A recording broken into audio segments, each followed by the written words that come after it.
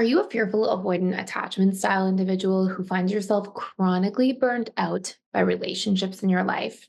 Perhaps you invest full force into somebody, you're super present, really there, and then come to realize that that type of energy is not sustainable to bring to all of your relationships, causing you to have to withdraw, push people away, even sometimes out of the blue, which can often leave people feeling like the rug has been pulled out from under them. Well, if this sounds like you, there is a really powerful set of reasons for why this happens. And there are three really easy steps that you can take to transform this cycle once and for all, but also to improve your own feelings of self esteem, self worth, and allow you to have sustainable connections in relationships where you also feel seen and heard.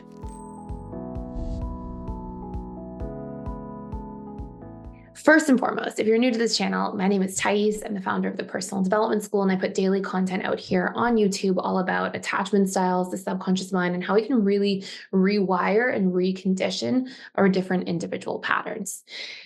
If you also are enjoying this video today as we go through it, please consider subscribing so you don't miss any content. And if you hit the notification bell, you won't miss any of our daily videos as they go out.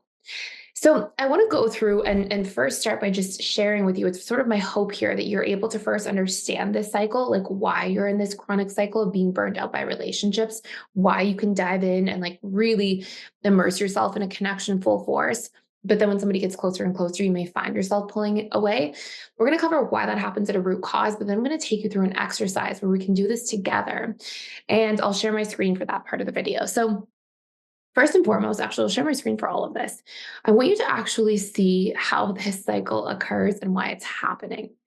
And what you'll see here is if you take a close look, fearful avoidants actually start this cycle from this place of feeling unworthy.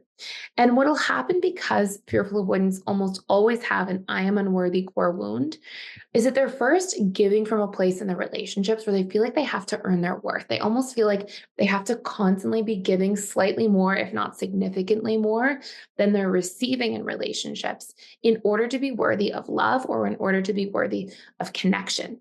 And it's usually from this place that fearful avoidants will basically participate in their relationship dynamics. So you'll feel unworthy. You'll see yourself then overgiving. And over time, what you'll come to find is that overgiving is not sustainable. It creates an imbalance in your relationship. You're constantly giving more than you were receiving. Now, as more and more time passes, you'll eventually find yourself kind of resenting this dynamic. And you will either blow up out of frustration and anger. And I don't mean like necessarily have this huge fight, but you may say something that's critical or you're really sharp with your words, and then feel guilt, which will then cause you to go back to feeling unworthy and overgiving to make up for that perceived imbalance within yourself. Or you will withdraw altogether is another variation of this, which is just as common, if not more common. So you'll see this become cyclical. That's why I put this little sort of icon here is that you'll feel imbalanced, resent, and either get really angry and then feel badly for expressing yourself the way you did and go back to overgiving, or you'll resent and instead of blowing up, you'll find yourself just withdrawing altogether and starting to distance yourself from people in your close relationships.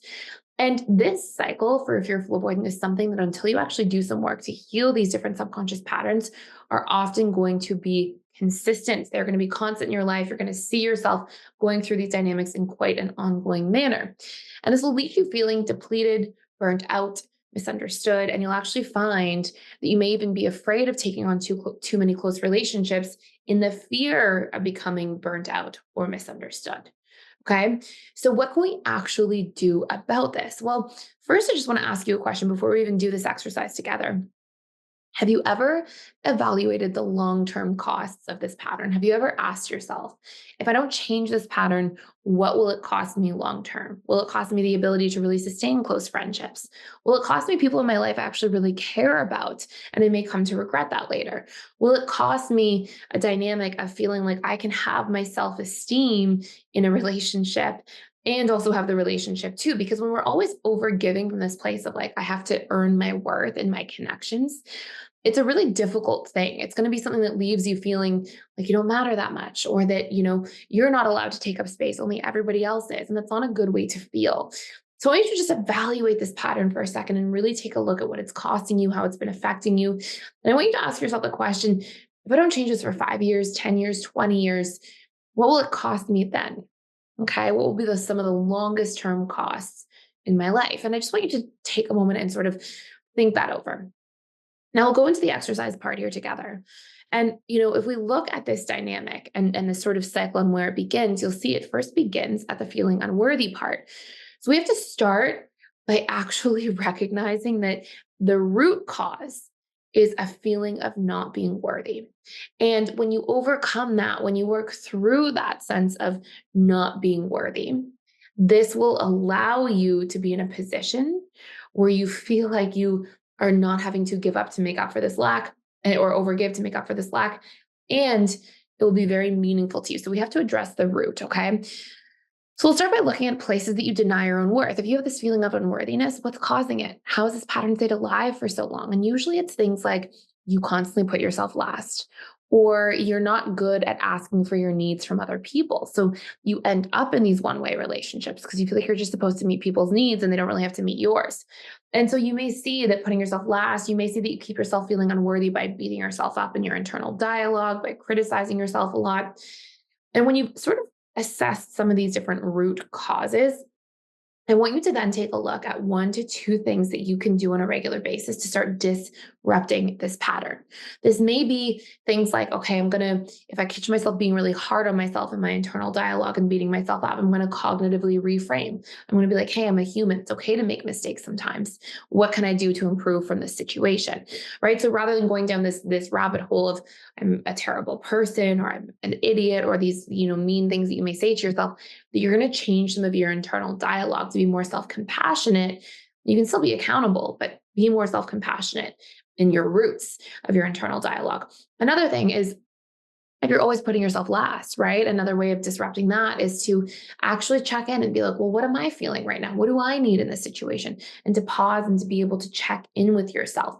The more you're doing these things, you're basically, I want you to imagine you externalize this, right? Imagine that somebody else gives these things to you and they're like, hey, how are you feeling? What do you want in the situation? They're making you feel like you matter, like you're worthy of taking up space, like you're worthy of having an opinion. So how can you do these things more in the relationship to yourself? I will say, before I go into point number 3 here, which is arguably the most important part of this, if you want to do a much deeper dive into how to recondition core wounds, how to reprogram feelings of unworthiness, I will put a course fully for free. It goes way more in depth than this video ever could. But it's only an hour-and-a-half course, and it will teach you all the tools that you need to reprogram your subconscious mind. I will put the link in the description below so you can really do a deep dive into reprogramming these core wounds of unworthiness or fear of betrayal, or fear of being abandoned, all sorts of wounds in there.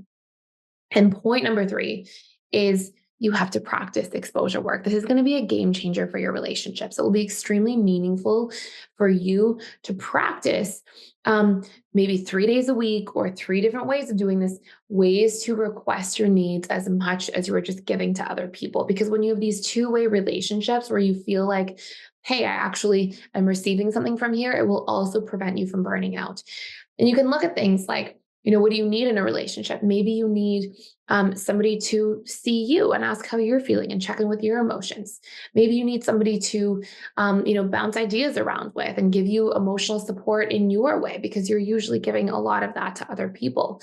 Or maybe you need somebody just to do something with you that makes you feel supported, like, part of your routine, like go for a hike together, or things that you're trying to work on and do in your life that you can practice doing with other people. And in doing that and asking for those things in terms of how you want to spend your time or the activities you want to partake in, that may allow you to feel supported in your personal goals. So think of a few different ways that you can do this. And then, of course, the real work will happen when you start committing to this. But the real work won't just be that, this improves how you feel in your relationships. It will actually improve how you feel about yourself and in your own personal life. So I hope you give a shot to give this a try and really make an effort to do this, because it's the application of this that will make all the difference. Now, if you have other questions about this, let me know in the comments down below. If you want to see more videos about this, let me know in the comments down below. I also have a full course on burnout itself. If you're finding that burnout is not showing up just in your personal relationships, but also in your workplace relationships, I'll put a link to try that out also fully for free, just for a limited time. And I hope you enjoyed this video. Thank you for being here. Please consider subscribing, liking, sharing, and I can't wait to see you in future videos. Thanks for watching.